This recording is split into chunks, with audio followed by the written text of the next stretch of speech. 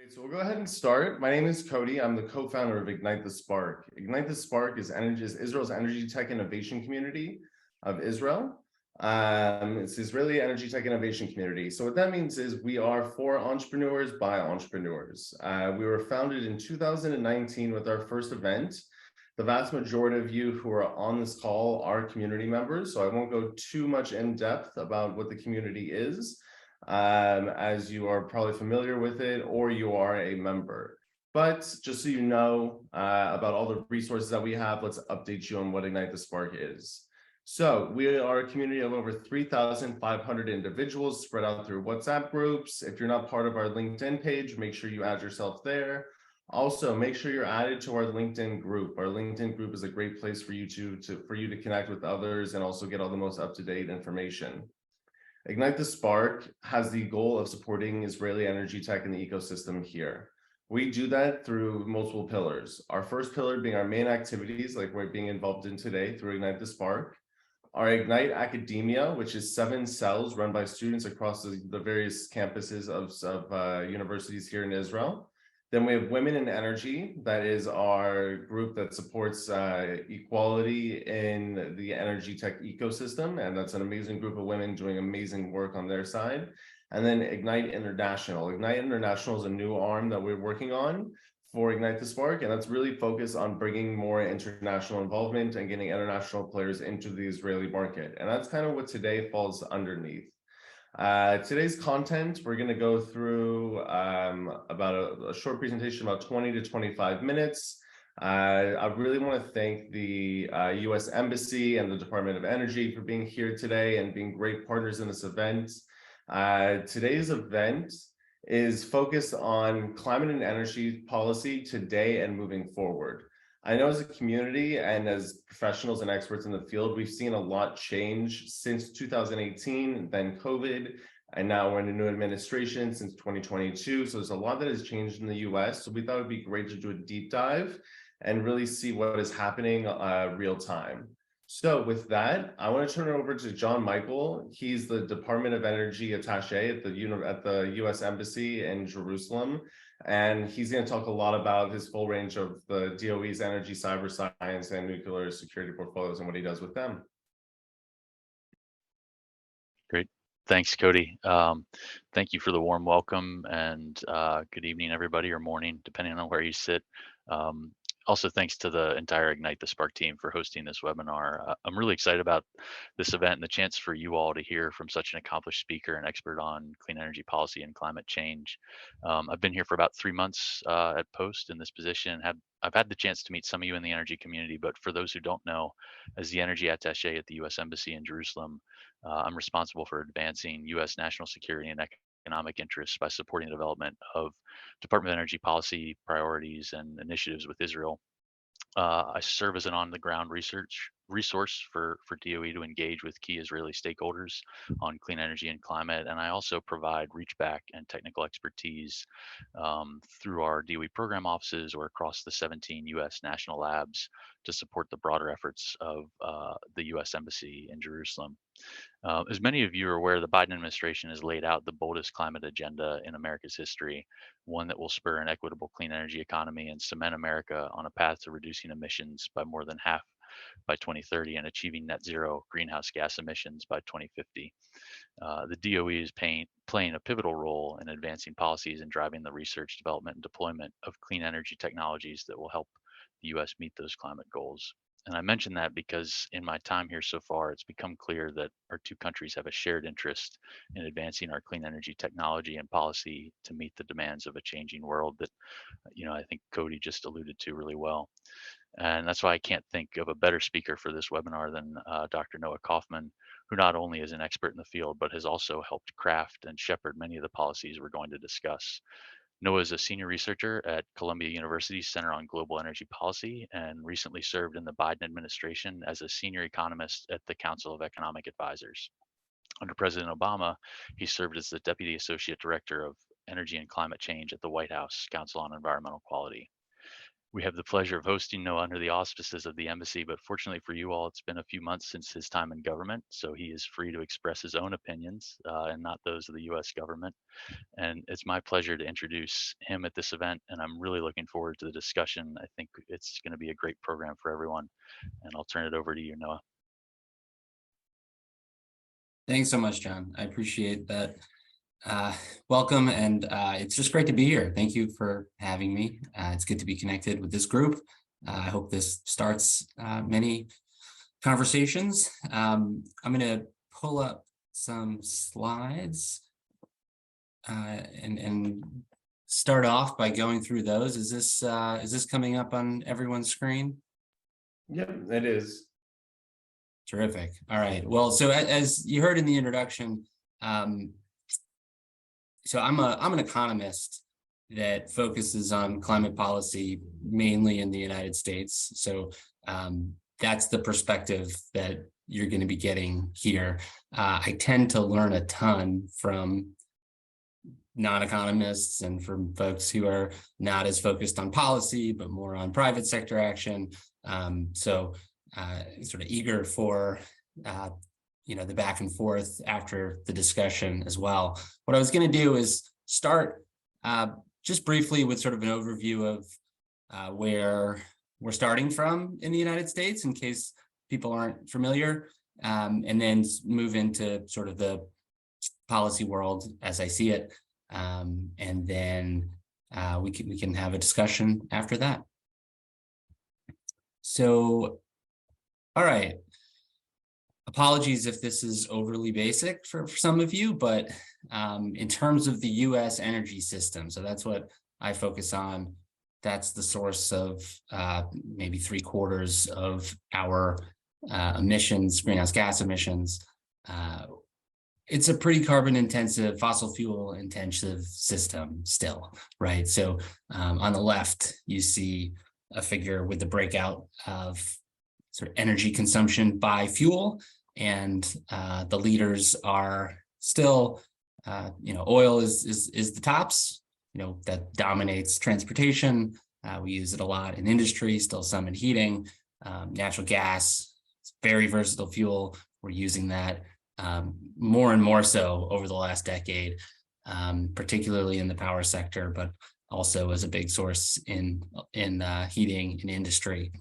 And then coal is still the third biggest source of energy, even though it has been falling. Below that, you see the clean sources, right? You see this is where nuclear and solar and wind and hydro and some biofuels as well.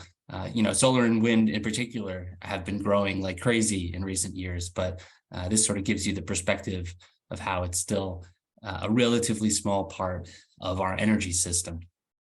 On the right, this translates into the carbon dioxide emissions picture from sort of the three main categories of fossil fuels. Similar trend here. The thing to know is that coal is about twice as carbon intensive as natural gas, maybe about 50% more carbon intensive than oil. So it's always going to have an outsized role in terms of the emissions profile. So that's the sort of so what I should mention is that takes you to that dotted line here, right? And then what you see on the right side of both of these figures are projections from the US government. This is from the Energy Information Administration. These were done earlier this year before the Inflation Reduction Act was passed, and projections from this group are pretty inherently conservative as is. They tend to show more or less a continuation of trends, but a lot of people kind of interpret this as where we might be going in the absence of strong policies. All right, so one other slide for background. You saw some of the trends on that figure. Most of those trends where the action has been in the last decade has been in the power sector and electricity, where really about 15 years ago, coal dominated US electricity production. It was about half of our electricity. You can see that on the left side of the figure here. That's the yellow line that has sort of started to in a free fall starting around 2007. It's still a big source of electricity. It's about 20% of our electricity, but it's falling fast. And it's really two stories at once playing out here. Number one is, as I mentioned before, natural gas. We've had just a revolution in this country starting in the late 2000s, sort of the fracking boom in various places in our country. It's very cheap here, particularly compared to the rest of the world to produce and use natural gas. So you've seen a huge shift in parts of the country from coal to natural gas. And a lot of that is just market forces. And then the other big, you do see renewables here. So that's mainly, so that's solar and wind and hydro. And a lot of the increase over the last decade has been solar and wind.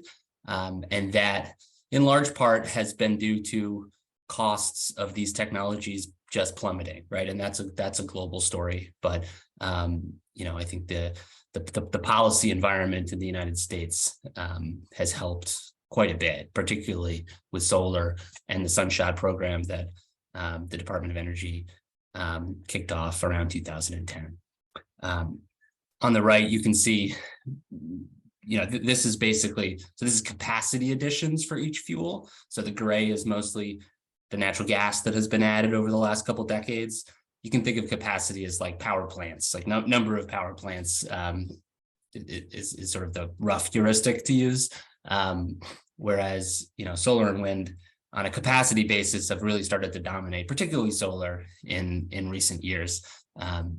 You have to discount this a little bit because solar and wind don't produce as much of the time as natural gas does, but it really shows you the direction the grid has started to go in our country.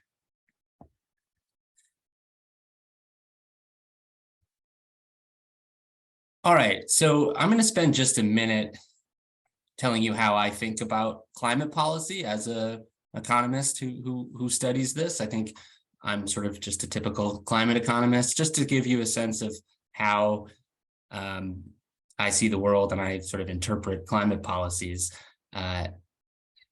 Apologies for the supply and demand curves. This is the only one I will have in the whole presentation. But on the left is sort of how, this is if you take one climate economics class, the first thing they will teach you is to view the problem in terms of balancing the social costs of emissions with the social benefits of emissions, right? And the fundamental problem we face in terms of climate change is that, we have this external cost in terms of the damages caused by the emissions that don't get factored into our day-to-day production and consumption decisions. And as a result of that, where you see the private cost and private benefit lines meeting, that's sort of your business as usual. This is where the market will keep you. And emissions are, from a societal perspective, way too high. So what do we need to do? We need to implement some sort of tax, that's the red line here, to get closer to balancing the social benefits with the social costs. And this is essentially why economists have been spouting the benefits of carbon taxes for the last 2 or 3 decades. It's because we can internalize the externality and end up with lower emissions. So this leaves out a lot, this story, right? And I think the more you work on this issue, you realize just how much that is missing. I think for one thing, the clean energy transition isn't really a marginal problem anymore, at least, right? We're talking about the need for big changes. Countries, the world and countries like the United States are talking about net zero goals, right? It's not let's tweak the system a little bit. It's let's revamp the energy system and more.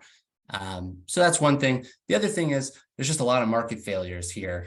It's not just those climate damages that we're not accounting for. If we're talking about, particularly in the energy sector, getting these new innovative technologies commercialized at scale, that's difficult, and that's going to require more than just price signals. So I have this figure on the right showing sort of what I would describe as kind of a more sophisticated way to think about this as an economist in terms of that yellow line being basically a learning curve of what we need from clean technologies that tend to start off as pretty expensive and poor quality.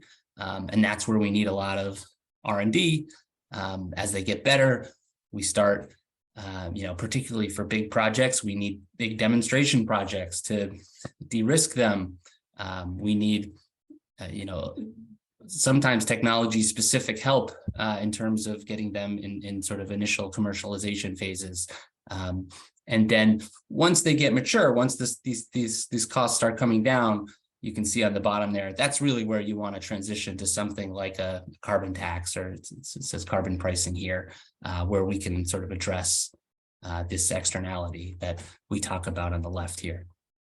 So that's your climate economics 101, which I think is an important way to, for me at least, to interpret what we see in the real world. So let's transition to the real world now. I think to really understand the evolution of the recent policies in the United States, you've got to go back. This slide goes back 4 or 5 years. You probably have to go back even further to the late 2000s when it was the last time Congress almost passed climate legislation. So this was known as the Waxman-Markey bill. And at the time, and really up until then, the conception was to some extent informed by the last slide I just showed you. Number one, we need sort of a carbon pricing centric approach, right? We have to start with policy sticks and not carrots. And then number two, the idea was really to ring fence the climate issue, to say we should be able to get agreement on climate across our different political parties, even if we can't agree on everything else. So that was the philosophy.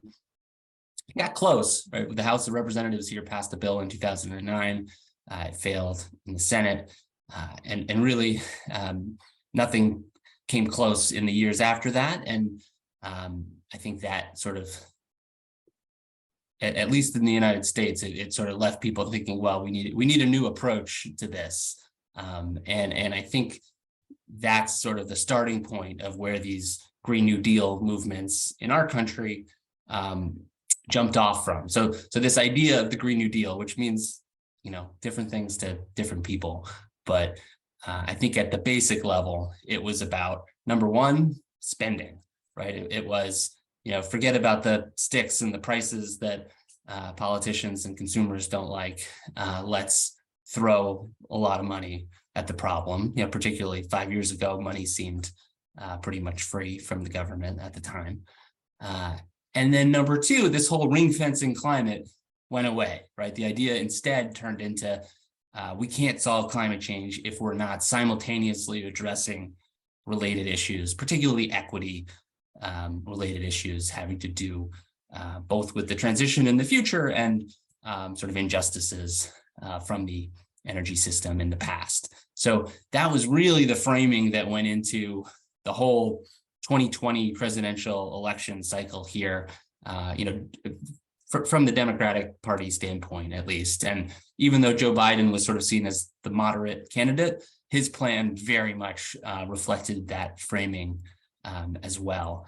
And then when he was elected president, that plan more or less turned into what was called this Build Back Better agenda. And from there, we had about a year and 18 months that I'm still having nightmares about, because I was at the White House for a lot of that time, trying to implement as much of that agenda as at the time we could. And a lot of it ended up getting across the finish line to many of our surprise along the way. So what we ended up with were two major bills, arguably three, but we'll focus on two: the Infrastructure Investment and Jobs Act. It's also called the Bipartisan Infrastructure Law.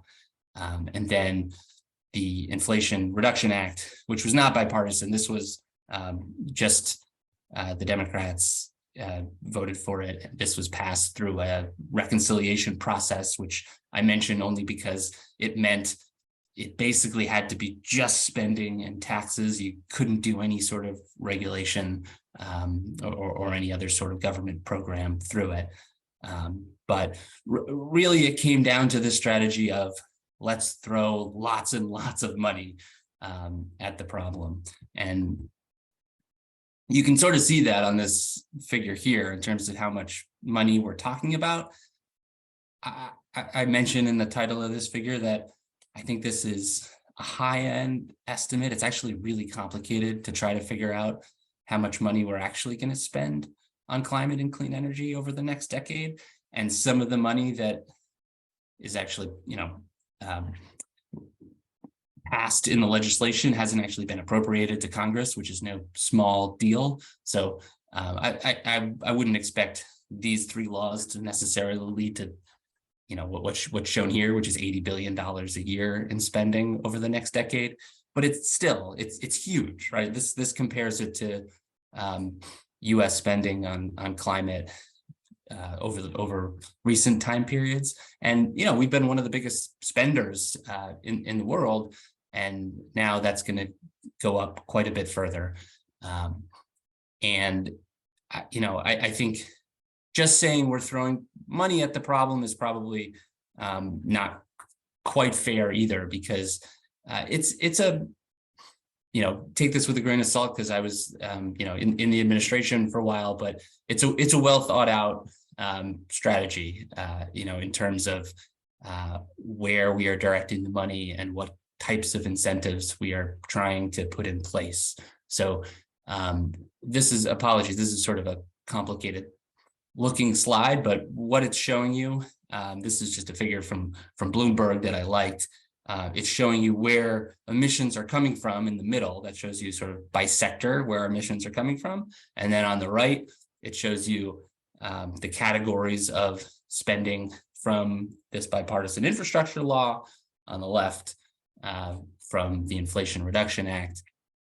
This isn't all of those bills. It's just the tax credits and incentives that are in the bills. There's a lot of grants and loans and those kinds of things that are left out. But I think it sort of starts to give you the sense of the strategy here. So if you start with the power sector in the middle there, which is about a quarter of our emissions, what we did in the infrastructure bill was, things like, let's start building out a better grid, right? Let's invest in electricity transmission, which will help us deploy more clean energy, especially sort of the intermittent kind. We got to get those from, West Texas and Iowa and these rural places to urban centers. And then on the left, you see the clean energy tax credits to deploy those technologies, to deploy wind and solar and to keep our nuclear plants open, storage as well. And then you go down, it's kind of a similar theme for each of these sectors. So for industry, which is another quarter of our emissions, the infrastructure bill had a lot of money for these big demonstration projects for key technologies, right? In industry, we don't have clean, cheap options ready to go. What we need to do is figure out how to make hydrogen, clean, green hydrogen, cost effective. Same is true with carbon capture and storage, which is probably going to be a big part of our solution for heavy industry like steel and like cement. And then again, on the left, you have the tax credits to actually start deploying these things. You actually get some money for capturing carbon and storing it underground. I think it's $85 a ton now. Finally, transport, similar theme in the infrastructure bill. A lot of money to start building out a national charging infrastructure on the right. And then on the left, you have the tax credits for electric vehicles, tax credits for next generation biofuels to start getting these to market. So that's the strategy. It's a few $100 billion over the next decade.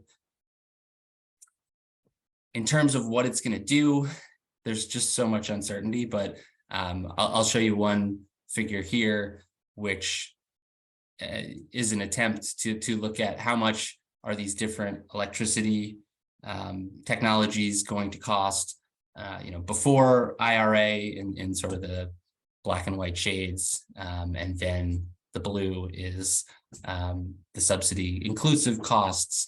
And I think this is 2030, and this is like a levelized cost over the lifetime of the technology, which is going to account for some things like, how much electricity is produced over this time period. It's not a perfect metric, though. It doesn't account for, the value to the grid of these technologies, for example. But it gives you the general story, which is that wind and solar were pretty cheap to begin with.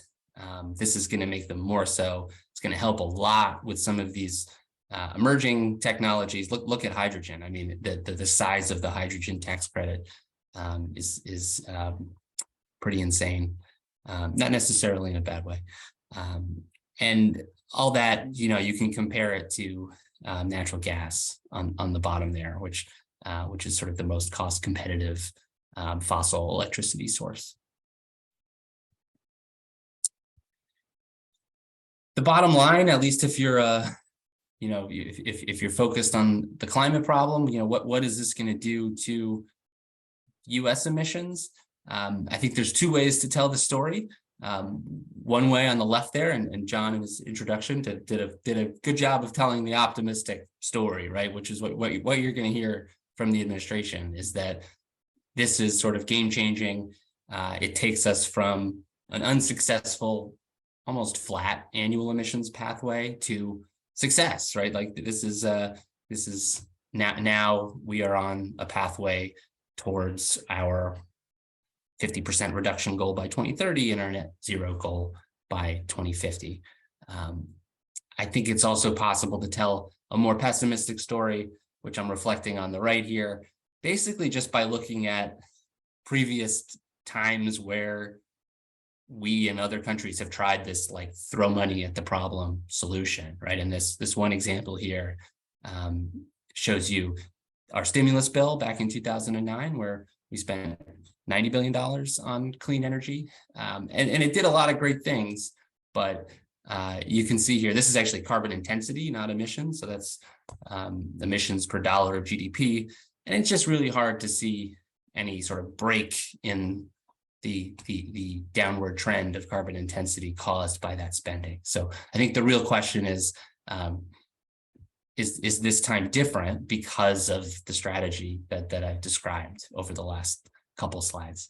And I think there's just a ton of uncertainty there. Like personally, my guess is probably leans more towards the left, the optimistic story than the pessimistic story. But it depends a lot on how consumers respond to these incentives, how well government does at implementing them. This is no small task for agencies to figure out how to get this money out the door and how to do it in a way that avoids unintended consequences. And then really just what comes next too, right? Like over the last couple of months, you've seen the policy discussion in the United States really transition more towards permitting reform, the idea being we can't actually deploy these clean energy technologies if we can't build big things in our country, and we've had a lot of trouble doing that.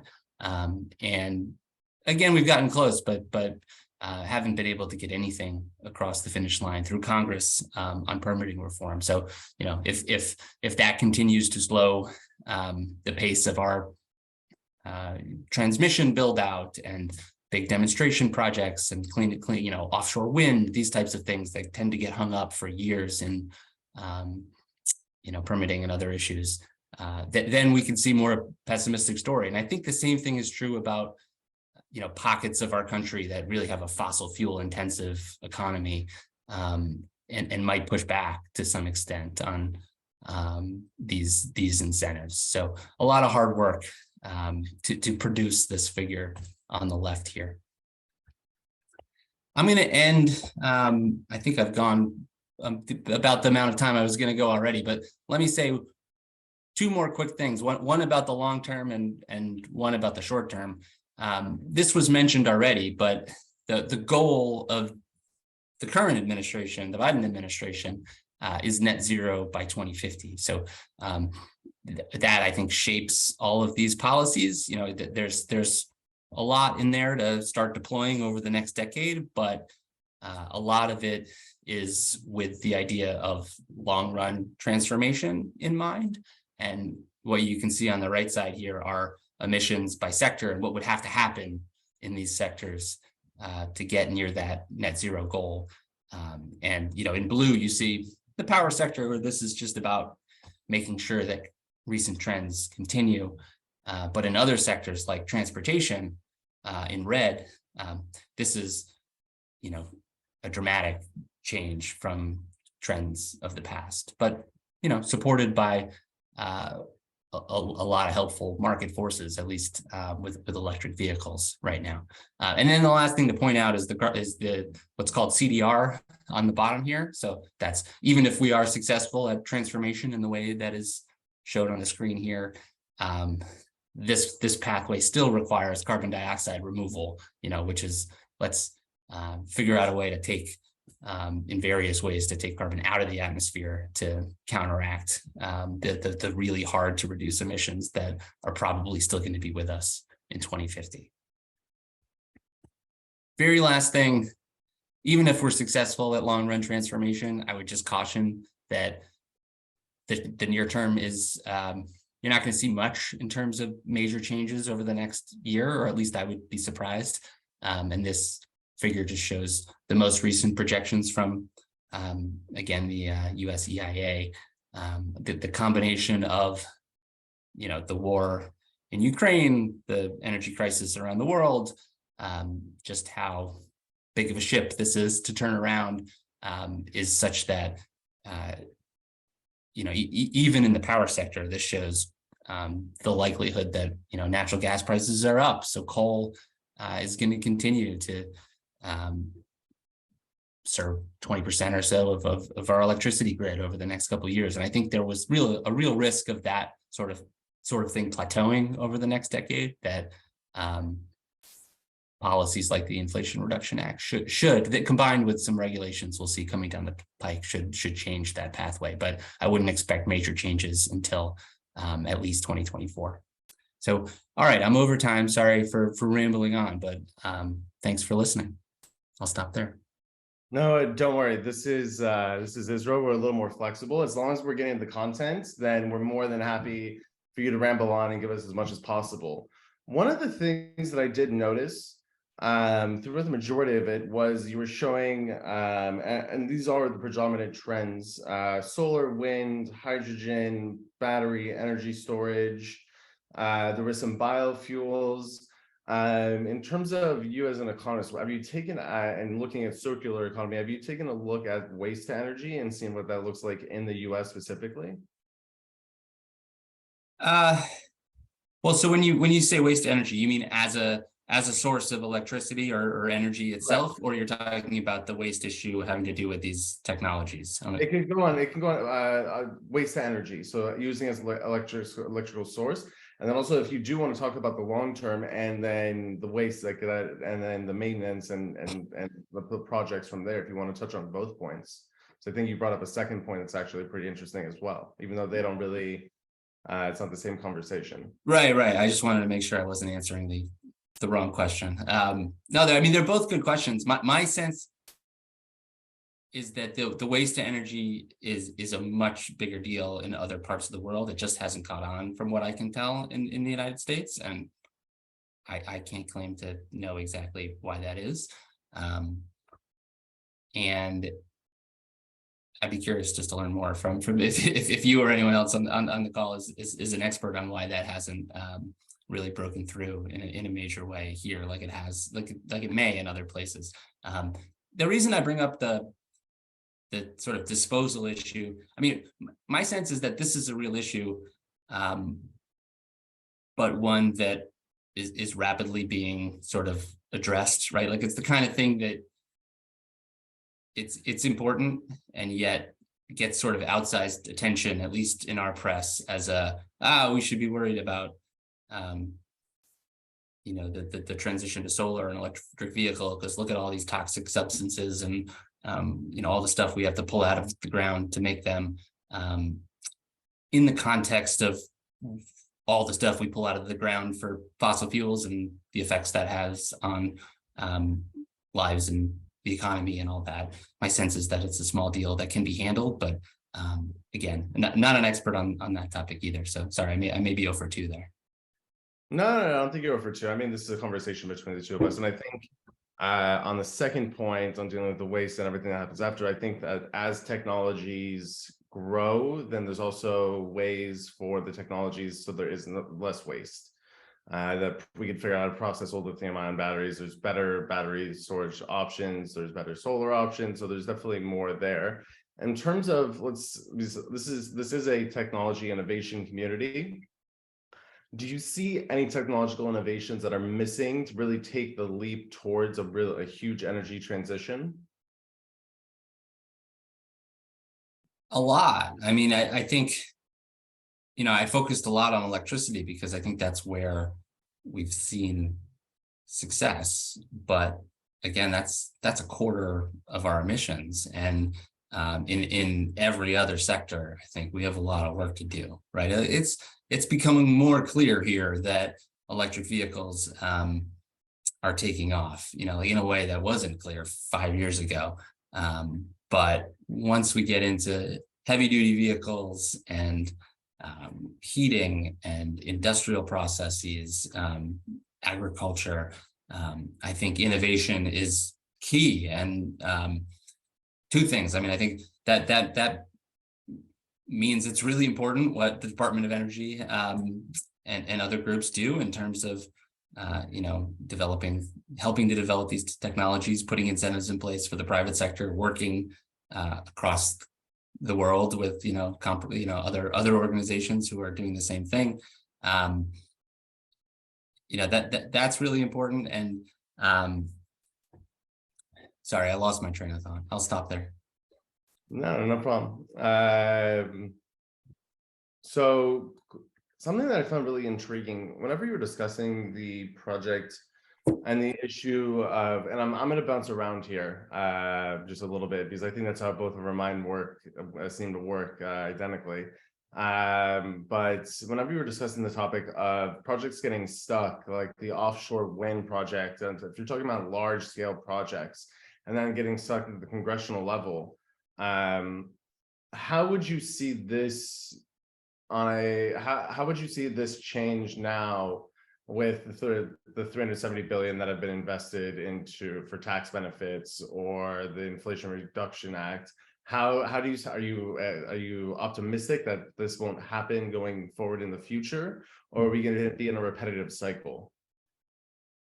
Yeah, it's a good question. Look, I actually thought of the one other thing I was going to say to the previous question before I get to that one is that, as an economist, when I think about innovation, particularly if we're talking about 20 or 30 years away from now, I do think it's really important for us to make sure our policies are kind of as humble as they can be about our inability to predict these things, right? So, I get a little uncomfortable when we get too specific about which technologies we're going to put big incentives. You could probably tell when I talked a little bit about hydrogen there.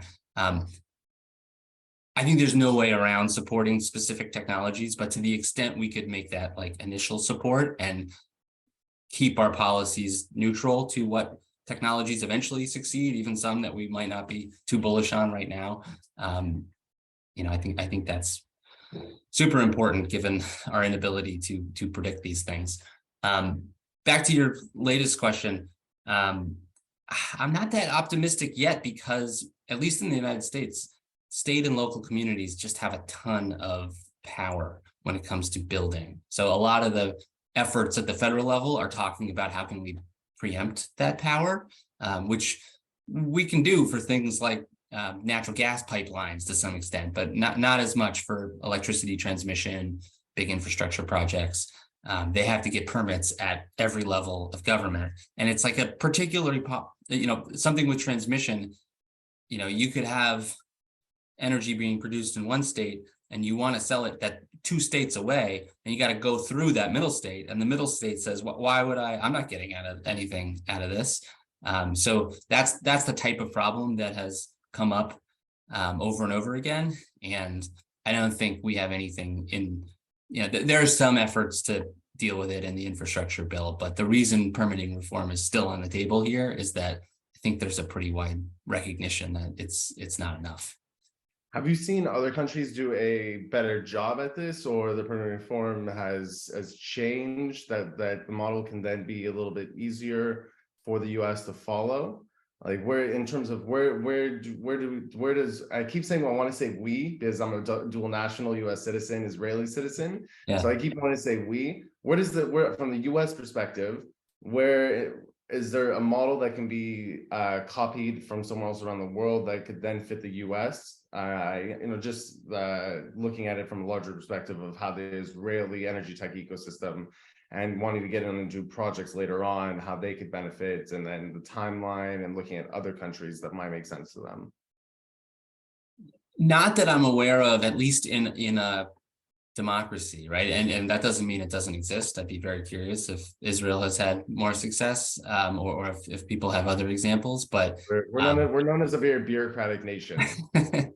Yeah, I mean, there's a tension there, right? Like there's a lot of I don't know, it's what we call environmental justice groups here, that for important reasons of their experiences in the past are really skeptical about fast tracking permitting, because the people who end up suffering the harms of these projects are often marginalized groups, and I think there's a lot of reason for these groups to have power and to have a process that recognizes that. So no, I'd be curious if there was a template for us to follow. Okay. In terms of the IRA, the Inflation Reduction Act, what new opportunities are created for energy tech startups? And is there a difference between domestic startups from the US side and then non-domestic international startups or companies from Israel or elsewhere in the world? Yeah, actually, I'm really glad you mentioned that. I meant to give a little spiel on that issue, because that's a big thing that I'd be surprised if that wasn't making headlines in other parts of the world, that there are a lot of stipulations in these bills to ensure that investments and jobs are created in the United States.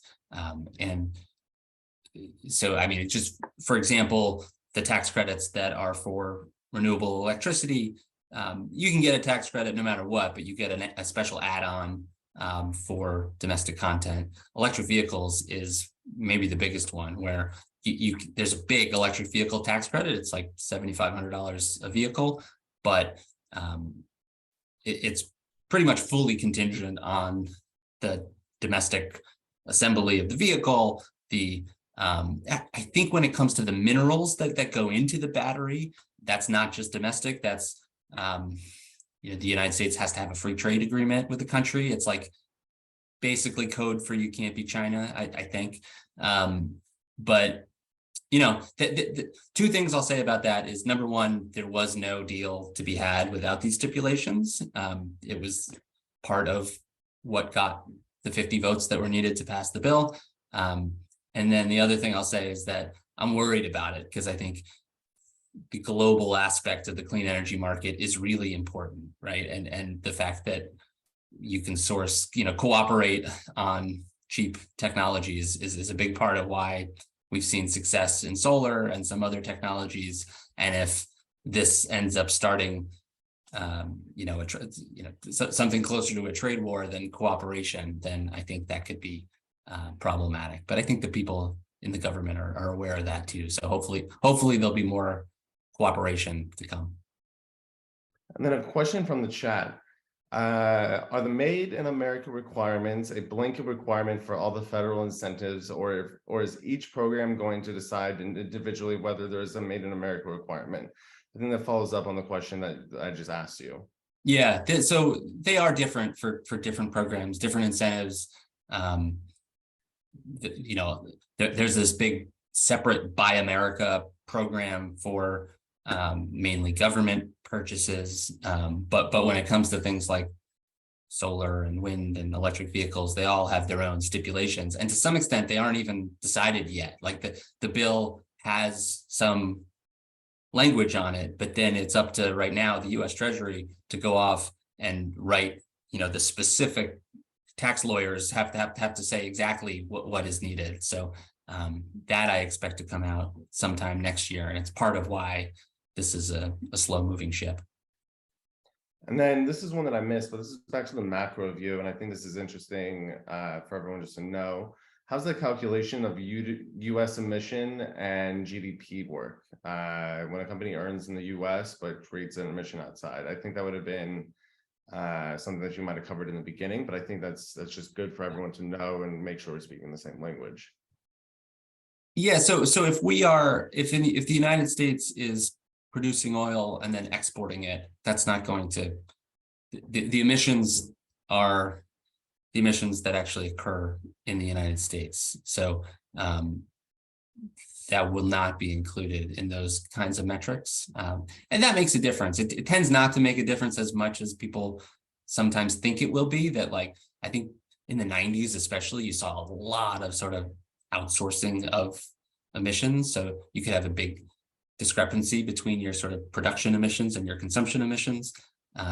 My sense is that recent trends, that has been less of a big deal, but it's a good question. It does matter.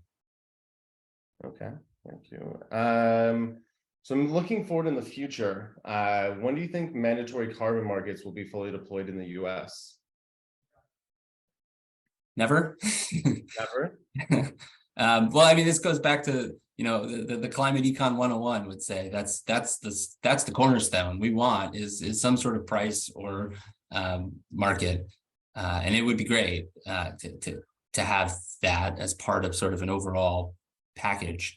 But I think to the extent you see carbon markets in the United States anytime soon, they're going to be niche, sector specific, or regional. California has a carbon market. The Northeast electricity grids have a combined carbon market. But the political hurdles to any sort of mandatory national market have just been too difficult. And in a way, what we've just done is, what the Inflation Reduction, I showed you the sort of the canonical supply demand chart for economists, where you're trying to make the dirty energy more expensive than the clean energy.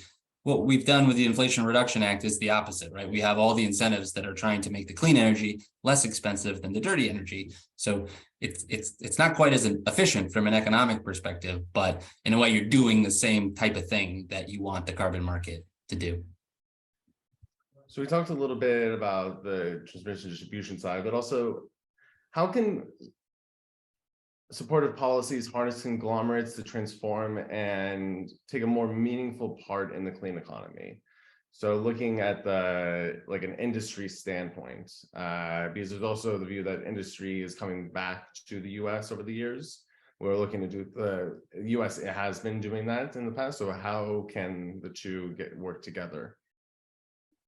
And how can we influence? How can we have more policy that's going to get industry to take part in this market more? When you say the two, you mean how do we get industry to be more cooperative with government? With government, yes. Yeah. With government, and then also if you do have any insights on any policies that could help with large conglomerates, and then also working with entrepreneurs, startups, innovation as well. Yeah. I know less about the second part, to be honest. I mean, the first part, I think the theory of change here is that these incentives should help, right? Because these incentives are all about, number one, creating sort of the immediate business case for industries to invest. And number two, trying to just build credibility that this is the way the country is going and this is the way the world is going, because industries, that they might have a long-term horizon, right? And one big elephant in the room that I probably should have mentioned before now is, like, our political situation is anything but stable, right? Maybe Israel can sympathize with that to some extent. And it's really hard for the administration that's in power to do anything that's credible from a long-term perspective, because who knows who's going to be in power 3 or 4 years from now, right? So I think a big part of the theory of change here is that these incentives aren't going anywhere. You're not going to have politicians taking money away from consumers and industries, and that's credible. And you have market forces to back it up. So already you're seeing more positive signs out of industry here. I think, especially from like a heavy industry standpoint, the international dimension becomes really important, right? Because when you have internationally traded commodities, it's just not conceivable that one country is going to go way out ahead of everybody else. So I think it's also really important that you have the United States and Europe in recent months has sort of started down the road of talking about, all right, how do we create a coalition of willing countries for sectors like steel to say, we're going to decarbonize together, and some combination of helping other countries and tariffing, putting tariffs on dirtier production from other countries. Again, with the elephant in the room being China, which is just such a big part of global production and consumption. I think that's really tricky, but it's going to be really important if we're going to see any success in industries outside of the power sector going forward.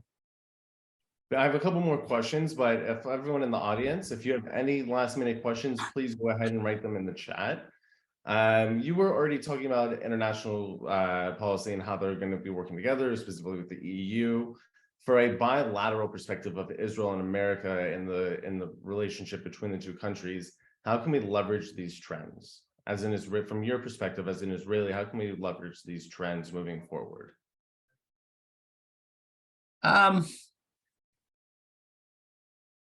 That's a good question. I mean, to some extent, I think there's nothing necessarily unique about the Israel-US relationship with what I'm about to say, but like, to the extent that this is a credible sign of where the US is going, I mean, that's a huge market, right? That a country like Israel, I imagine it's important to know that market share is potentially out there going forward, over the next number of decades in a way that I don't think was so credible that this was the way the world was going 5 or 6 years ago. And like I said before, I do think actual collaboration among nations is really important in certain sectors. And I guess on top of that, the whole idea of technology transfer and sharing knowledge and making sure that, we all want green hydrogen to succeed in a way it can't right now, right? So I think there'll be technologies that are important to both countries that hopefully there'll be ways for the countries to work together on them. I don't know exactly what that will be. So hold that thought, because I'm gonna have a question. We're gonna do a final question around regional support. So 2 quick questions, maybe, and we'll use these are the last 2 questions. How is the nuclear industry? Is the nuclear industry, can it be revived by the IRA? Do you think? I think that's maybe what the question is. Well, I saw a headline yesterday about nuclear fusion from DOE that suggested that they might save us, but no, I think that's too far out. I do think this was a big deal for the existing U.S. nuclear fleet, which was in real danger of starting to go away in a significant way over the next decade.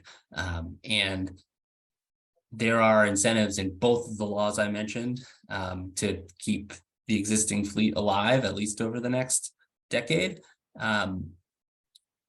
The low-cost natural gas that I mentioned earlier has cut into not just coal, but just the ability to cost-effectively run nuclear energy with all the regulations that are in place here.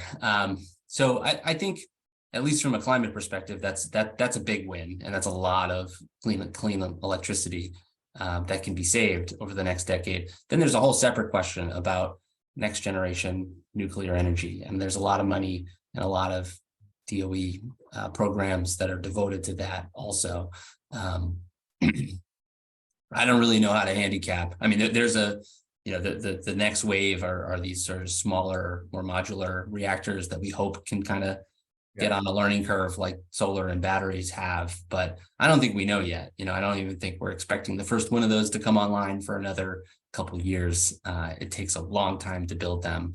And the technology is very speculative at this point, but we've personally done a series of events on this, and it's kind of even getting the events together, because the technology does take a long time in this specific field. So I get it. I definitely get it. This is definitely, I mean, I know the answer to this, but are there additional incentives for EVs other than tax credits in the purchase? There are a lot of indirect. So I think I mentioned there are indirect incentives to the extent that we are spending a lot of money to build a national charging network, for example, which is, arguably just as important as the price in terms of hindering deployment. There are, there are incentives focused at specific use cases, like let's transition buses, in particular school buses, from diesel to electric vehicles, things like that. So trying to think of if I'm missing anything. Probably there's so many provisions in these bills, but yeah, I mean, I guess I would think of the charging money and the tax credits as the big ones. Oh, I guess one more thing. There's a bunch of money earmarked specifically for kind of retooling manufacturing from internal combustion vehicles to electric vehicle, and that has a lot to do with what I was saying earlier about money focused on domestic jobs, right? Because there are millions of people in the United States who are directly or indirectly employed by the automobile industry, and this idea that we're going to embark on a strategy that is intentionally going to be eliminating those jobs without trying to find a replacement just isn't politically viable here. So one sort of obvious way to do that is to, where we can, try to make sure that facilities that are focused on internal combustion engine vehicles now can be retooled to electric vehicles. Awesome. So last question, and this is maybe just more of an advice point for us. There's obviously a lot more happening in Israel with the accords that happen. We have with the UAE, Bahrain, Morocco. We have a lot more that's happening regionally. What's your best piece of advice for us moving forward for regional collaboration? I think there's very little chance that I'm the most qualified person on this call to. This is just your own personal thoughts. Your own personal thoughts. I mean, I'll give you more of a stereotype, which is the region that you're in. I mean, number one, I'll give you two stereotypes. Number one, these are a lot of countries that have economies that are very tied to the fossil fuel industries, right? So figuring out a way to make their commitments real is important. I also think it's some of the best resources you could possibly have for things like solar, right? So I imagine there's cooperation in terms of technological advancements, buyers. I do think that the social aspect of this seems like it's more important around the world, where even a country like Saudi Arabia, which is so oil intensive, whether they're serious about it or not, they kind of have to show that they have a plan for a clean energy future. So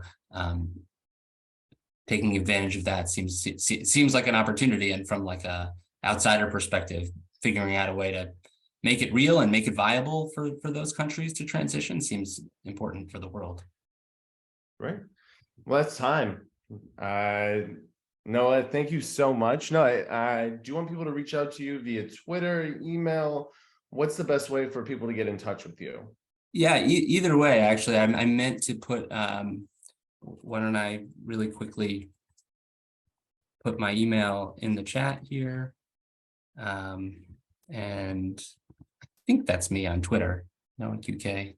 So yeah, thanks again for having me, and Look forward to Awesome. You being in did an touch. amazing job, and I think it was extremely informative from multifaceted, especially as we're used to so many individuals that come in from a technological standpoint for our community. For you to come in on a lot more policy, gave us a whole nother perspective of how we're going to move forward as a community and the work that we do. So I really appreciate it. I want to thank everyone for joining today. Make sure you stay up to date with all our activities that we do. We have a lot of different things happening, workshops, other discussions like this. We have February the 13th, Israeli Energy Tech All-Stars 2023. We'll have 10 startups pitching, we'll have panels, we'll have keynotes. There's a lot of information there. It's a hybrid event. So if you can make it to Israel, if you're already in Israel, then we look forward to seeing you there. Otherwise, we'll see you online. I want to give a big shout out to the Department of Energy and the American Embassy here in Israel. Thank you both very much for participating on this event and giving us this platform to be able to talk and learn as a community. So I want to thank all of you. And I wish everyone a great morning if you're out on the East Coast or in the US, and then also a great evening to everyone that's joined us from Israel or elsewhere in the time zone. So thank you very much, and I hope everyone has a great day.